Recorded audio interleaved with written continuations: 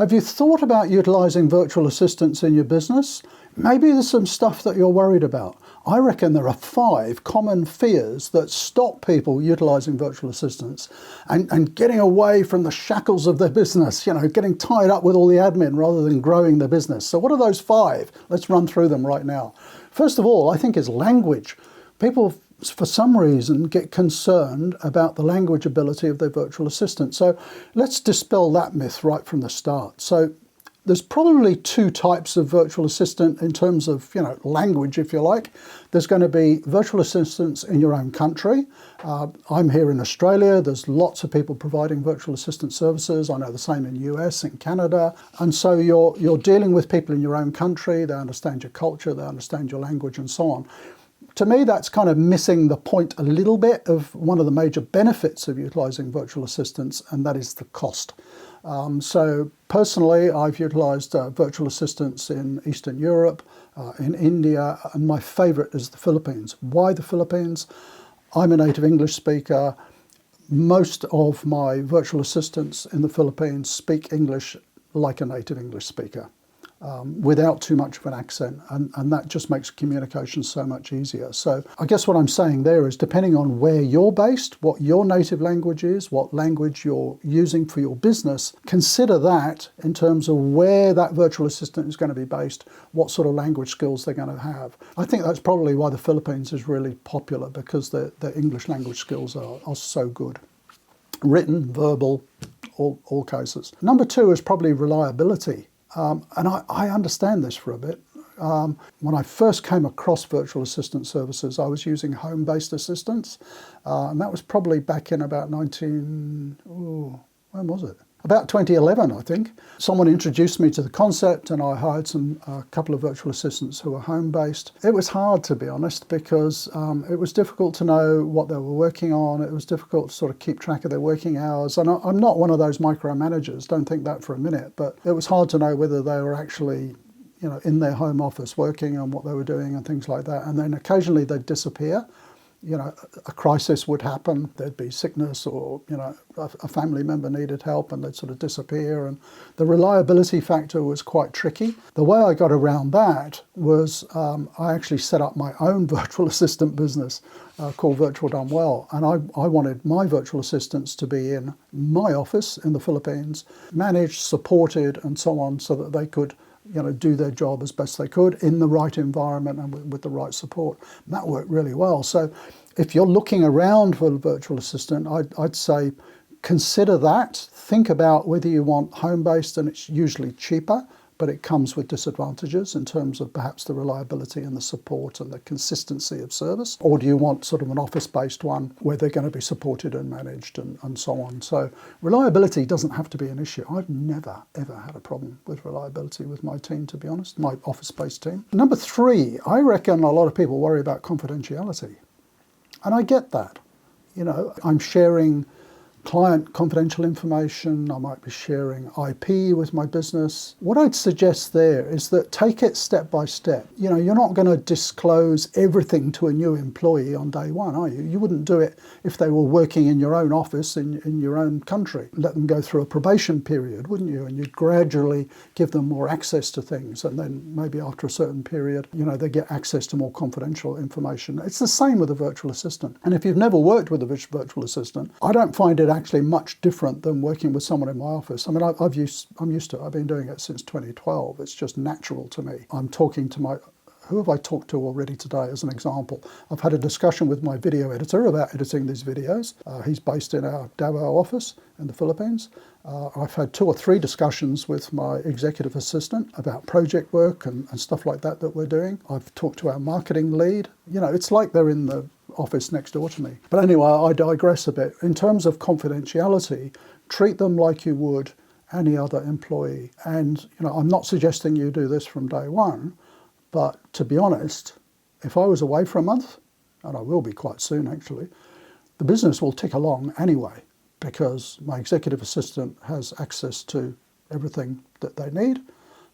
She has all my credit card details, if bills come in that have to be paid and that kind of sort of stuff. My accounts team are running all the client invoicing and things like that. It runs without me being there. So over time, as that relationship builds, as the trust builds between you and your virtual assistant, you can hand over more and more. So I guess what I'm saying is the ultimate, and I've been doing this for well over 10 years, the ultimate is that you have a very trusted team around you. So confidentiality really doesn't have to be an issue. They've got to earn it, of course. Got to earn trust.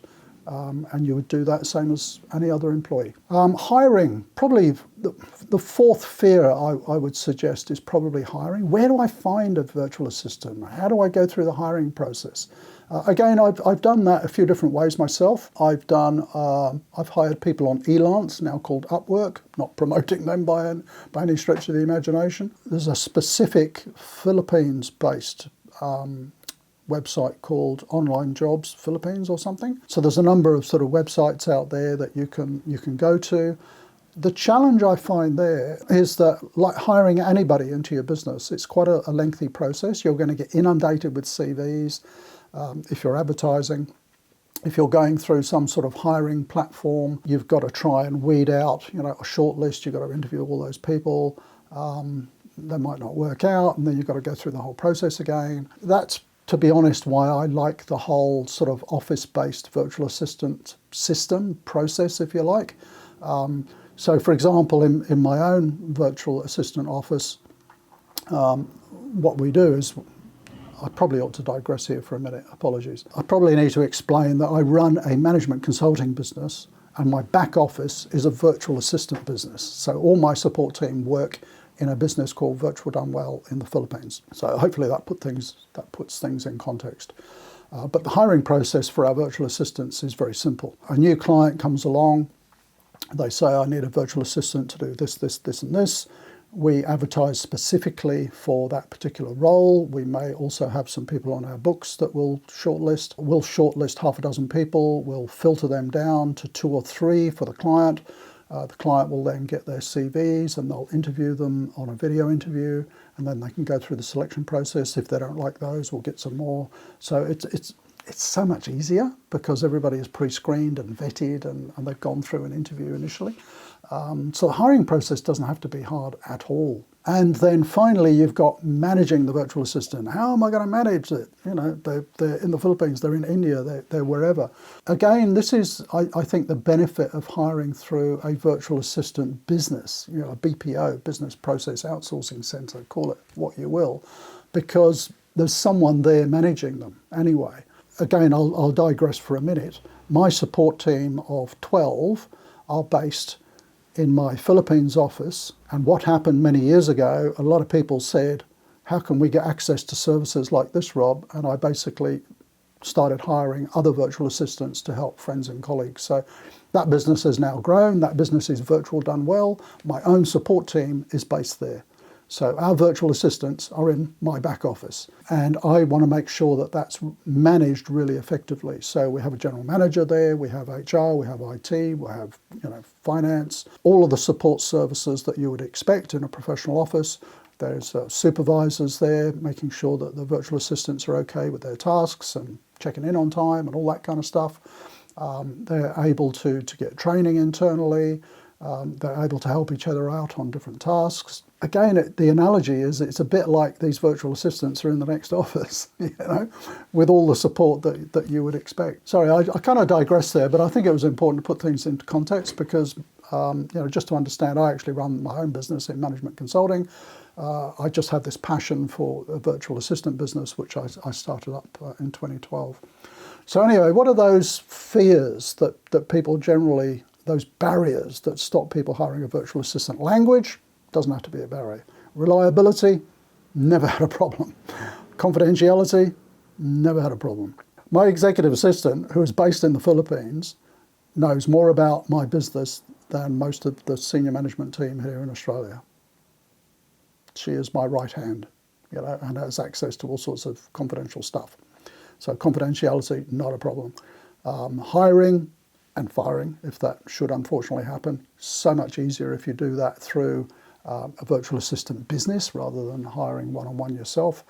And likewise with managing, it doesn't have to be a drama at all.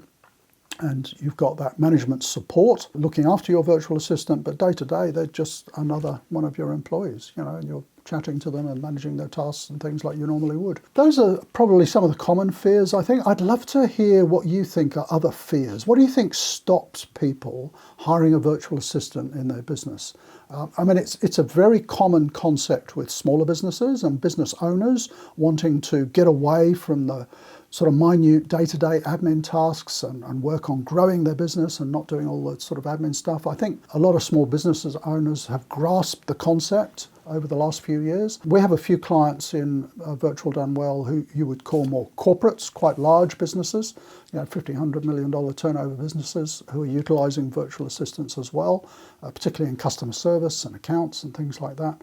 What do you think are some of the things that are holding people back from hiring virtual assistants? Be blunt. Love to see your comments down below, and if I can address them, I will. So what's the outcome? If you're really struggling, you're working 100 hours a week, like I was a few years ago, and you've got to get your life back, and maybe you can't afford full-time support staff where you are, wherever you are in the world, virtual assistant services can absolutely be a lifeline.